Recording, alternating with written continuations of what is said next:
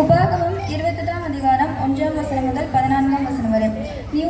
இன்று நான் உனக்கு விதிக்கிற உன் தேவனாகிய கர்த்தருடைய கட்டளைகளின்படியெல்லாம் செய்ய நீ கவனமாயிருக்கும்படி உன் தேவனாகிய கர்த்தர் பூமியில் உள்ள சகல ஜாதிகளையும் உன்னை மென்மையாக வைப்பார்.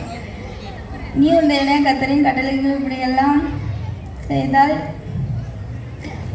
செவி கொடுக்கும் போது அப்பொழுது சொல்லப்படும் ஆசீர்வாதங்கள் எல்லாம் உண்மையில் வந்து உனக்கு பலிக்கும். நீ பட்டணத்திலும் ஆசீர்வதிக்கப்பட்டிருப்பாய், வெளியிலும் ஆசீர்வதிக்கப்பட்டிருப்பாய். உன் கற்பத்தின் கனியும் உன் நிலத்தின் கனியும் உன் ஆடுகளின் பெருக்கமும் உன் ஆடுகளின் மந்தையும் ஆகிய உன் மிருக ஜீவன்களின் பலனும் ஆசீர்வதிக்கப்பட்டிருக்கும்.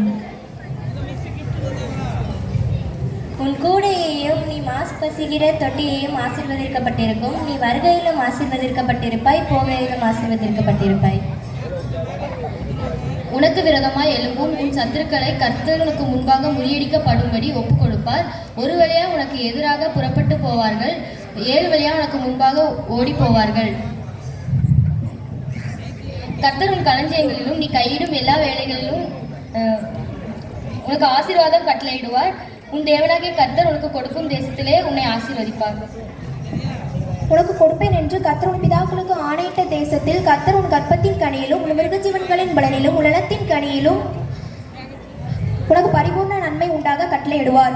ஏற்ற காலத்தில் உன் தேசத்திலே மழை பெய்யவும் நீ கையிட்டு செய்யும் வேலைகளை எல்லாம் ஆசீர்வதிக்கவும் கர்த்தர் உனக்கு தமது நல்ல பொக்கிஷ சாலையாகிய வானத்தை திறப்பார். நீ அநேகம் ஜாதிகளுக்கு கடன் கொடுப்பாய், நீயோ கடன் வாங்காதிருப்பாய்.